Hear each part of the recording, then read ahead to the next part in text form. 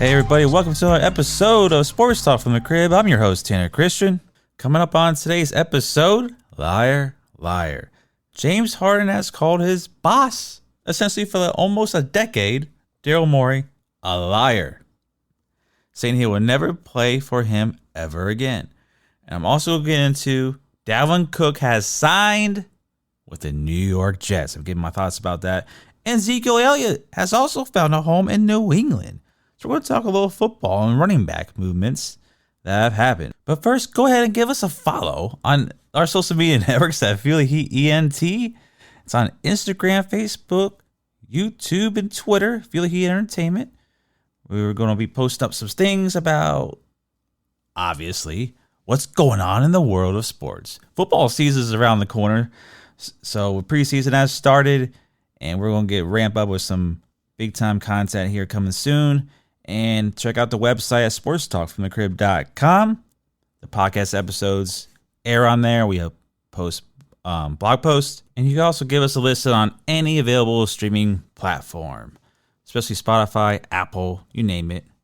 It's on there. So let's get into this topic. James Harden, that's where we're starting with today, has called Daryl Morey a liar. He was at some camp in China, I guess, and that's what he announced, and he reiterated it. He's like, I'm going to make sure I say it again. James Morey is a liar, and I will not play for him ever again. Now, this is a guy, Daryl Morey. He's been, almost 10 years. He was with them in Houston, signed to that huge deal. He was part of the reason to bring James Harden from Brooklyn to Philadelphia. And now we have this. What's with the fall now? Hey, friendships sometimes have their ways, right? Your fights and whatnot. Man, this man's given him over $300 million over the course of his career.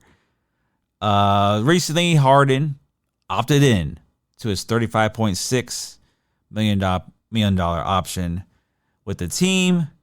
He opted in. He had the player option. Hey, I'm going to trade you. I guess what was the conversation he had with Daryl Morey? If I opt in for this money, trade me. The destination has been linked to the Clippers. Why are these NBA players taking that risk? Who does James Harden really think he is? Like, you're at the tail end of your career. Yeah, you had some playoff moments this past year. He dropped 40, won a game. But then, of course, James Harden of old shows up in a elimination game, drops 4 points. That's worth $35 million a year. That's worth me trading for you at the end of your career. You're going to give me a performance like that? This is a big problem. And, of course, it's with James Harden once again. And Philadelphia, for that matter. Could this impact Joel Embiid staying in Philly? Maybe so. I know these NBA players who new collective bargaining agreement, they're trying to get as much money as possible. But when you're a free agent, or can be a free agent with the player option, why not decline it and become your own free agent so you don't have to deal with this? You've made over $300 million. Nobody wants to pay you $35. Why not sign a 1-year, $15 million deal with somebody? Who cares? Somebody's going to give you that. You've made over $300 million. Yes, I know we're talking about $20 million. It's a lot.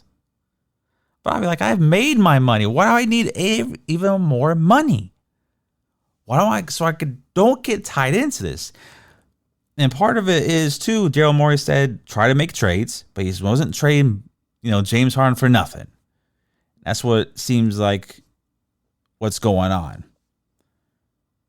Like, I just don't understand why NBA players just opt in their deal. Then, hey, I want to trade. I'm requesting a trade. You opted in for the money. Then you want me to trade you? I would tell you no. But Daryl Morey recently pulled all trade talks and said he expects James Harden to report to camp. Well, James Harden's not. He's going to try to get what he wants once again, like he's done everywhere he's been. Did it when coming to Houston. He did it when he wanted out of Houston. He just played bad basketball. Then he wants out of Brooklyn, playing bad basketball, saying he's hurt, to get out and go to Philly. Now he's in Philly, opts into his contract. I want out. This is the deal. I opt in, you trade me. Why not just decline? So you can be free to go wherever you want, whenever you want, instead of being tied to a team. You should know this by now, James Harden. You've been in the league long enough. You forced your way out of 2 franchises. You had a big 3 in OKC. You were too good for it. I'm going to be the man in Houston. Then once you're struggling and doing all this, I want out. Daryl Morey's gone. I want out because he's gone. Isn't that what happened? Went to Brooklyn. Another big 3. It ain't working out. I want out. Gets to Philly. Oh, me and Joel Embiid compete for a championship. Great idea. Once again, I want out. It didn't work. We failed. We got embarrassed. Maybe if you played well in elimination games and in overall playoffs, you wouldn't be having this problem. James Harden is the most overrated player in the history of the NBA. Oh, he has great one-on-one game. One of the greatest offensive scorers in the history of the NBA. If I shot the ball 40 times in Houston a game, I would be 2. It's ridiculous. Grant this guy saying he is that great of a ball player. He's a ball hog. He's shot every single time he went down the court. He had the ball in his hand like 90% of the time. And then when he didn't, he stood in the corner. He only cares about his stats. He doesn't give a damn about the basketball game. He doesn't give a damn about the game. He's a stat hog. He's never been a team player. He's never won a championship. You can't even advance in the playoffs. Can't even get to the Eastern Conference Finals. Can't get to the Western Conference Finals because he chokes time and time again. That's all he's done his whole career. He has a couple MVPs because he shot the ball every single damn time. And his assist because he had the ball in his hands in the game, grabbing rebounds from his teammate, just like a former teammate of his in Russell Westbrook. But this is what it is. It's how he's been his whole career. All about the money, not about the rings. So what is the end result? If I'm Daryl Morey, I'm literally going to be like, you're fine for not showing up. You're fine for not playing games. We're taking your game checks. You're not hurt. You just went out. I want the regular season to start. Don't come up with this fake injury, so you don't play. Don't pull like a Ben Simmons on everybody. I'm Daryl Morey. Since he's acting like this, I'm like, I'm going to get back some of my money that you pretty much stole from me your entire career. Why not? I'm not on James Harden's side with this whatsoever. I'll leave it at that. All right, now let's get into our next topic. We're going to talk about the Dalvin Cook signing by the New York Jets. I mean, damn. Like, are you kidding me? He gets a 1 year, $8.6 million deal. It's $7 million in base money. He can earn up to 1.6 in incentives. So that's how he can reach the 8.6 mark. Is it a great sign by the Jets? Yes. Does that make the Jets more dangerous? Yes, because people forget. Breece Hall was a great rookie last year, but he had a pretty gruesome knee injury, and he's coming back from that. It may take a while to come back from that injury fully and be in NFL shape and game speed and all that. So this Dalvin Cook signing makes a whole lot of sense. Still got Michael Carter there. Like, people just forgot about that Breece Hall and that injury, I think. For him to put Dalvin Cook with Breece Hall coming back, 1-2 punch in the backfield like that, Aaron Rodgers, Garrett Wilson, you signed your buddy Lazard. You're like, I think Randall Cobb signed for them too. I believe so. This Jets team just got a whole lot better. I know Dalvin Cook's at the end of his career, but let's just look at some of the numbers he has over the last 4 years. 2019, 1,135 rushing yards, 13 TDs. 2020, 1,557 yards, 16 TDs.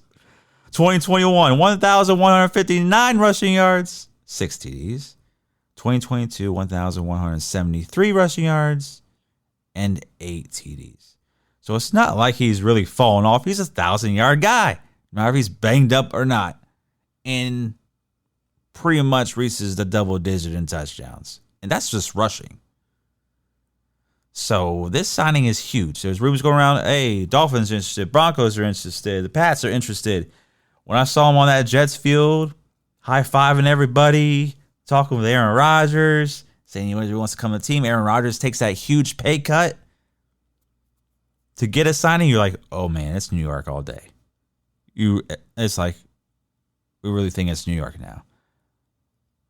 Wanted it to be Miami. He's been working out down there. It's his hometown. But now I see why you were a Seminole instead of a Hurricane. You betrayed us again, Dalvin. Now he's going to the enemy in the AFC East in New York. Miami missed out on this because Miami really needed a power back. We were really going to go into the season trusting Jeff Wilson to be healthy all the time. Raheem Mostert to be healthy all the time. Myles Gaskin, are you kidding me? We didn't want to pay Dalvin Cook. It wasn't enough? I think Miami may have, I don't know if they actually made an offer, but the rumors were going around saying, hey, it was only for $5 million. You couldn't put incentives in? We got cap space to make this work. Now we lose them to the enemy. We lose to the era. We thought Miami's getting up. They had a bad preseason showing, but it's just in the first game, it's just we're so close. And then everybody in the division just keeps getting better and better. You're like, damn, we finally got good. And then they get greater. It's this is just painful, man. Dalvin Cook to the Jets makes all the difference in the world in that run game. He's going to ball out with Aaron Rodgers as his quarterback. Now, it's weird because they were NFC North rivals because he played in Minnesota. And now he goes to New York, and now they're teammates. Interesting, right? So this is a great signing by New York. I believe it just makes them that so much better. Made me rethink. I got the Dolphins written in the division, but it made me rethink this. If Aaron Rodgers just gets back to a little bit of himself, the last couple of years have been a little bit off. I get it. But now the Jets look like bona fide studs, potentially in the offensive side of the ball. They actually may win the division now. They actually may win. It would be surprising. I would just be mad. I would just really be mad. So another running back news, we'll get into this before we get out of here. Zeke Elliott, he signs with the Pats. 1 year up to $6 million deal. Whoa, Zeke Elliott is not returned to Dallas like those rumors are. I think they kind of like that little rookie they got out there in Dallas. So it's bring Zeke back. Nah. Well, he joins the Patriots. That's one of the teams Dalvin Cook visited, or not visited, but was interest from the Patriots side anyways. And they go with Zeke Elliott. Is he going to bring something to the team? I'm not worried about it. I honestly am not. I don't expect anything real big. Who knows? That New England offensive line is pretty damn good. They ran the ball really well last year, actually. So we'll see how it is. Short yards running back. Obviously, he's not the bell cow he once was. He's not going to give you 20, 25 carries a game. He may get to 10 and 12, maybe 15 at most. I don't expect Zeke to be heavily involved in the offense. Who knows? Bill Belichick may cut him before the preseason even ends. What else? News we got? Oh, speaking of the Cowboys, Zach Martin just restructured his contract, so he's back in camp. So that's one good news out of Dallas. Dak Prescott gets one of the best offensive linemen in the league. What was he do? $14 million. I think he's going to get upwards of $18 million a year, or how? I believe that's how they got restructured. So Zach Martin is back in Dallas, and he's ready to go. So that's all we got for today. Another little short episode. Thank you for joining me here on Sports Talk from the Crib with your favorite sports host, Tanner Christian. Remember, we're available on all streaming platforms, Spotify, Apple, etc., and also streams on the website. Episodes air every Tuesday and Friday, 7 a.m. right on the website. So if it hasn't gotten through all the feeds, sometimes it doesn't get through all the feeds, until about a little bit later. Maybe like Spotify usually drops like about an hour after on the website. So website's always first. Driving a car, stuck in traffic, it's horrible. Turn on Sports Talk from the Crib. Anyway, so we'll catch you all on Friday. Be sure to check out the website, sportstalkfromthecrib.com. Instagram, Facebook, YouTube, and Twitter, all the social media outlets. And it's Feel the Heat Entertainment. Still FTHE. So Feel the Heat ENT. Catch y'all on Friday. Peace out.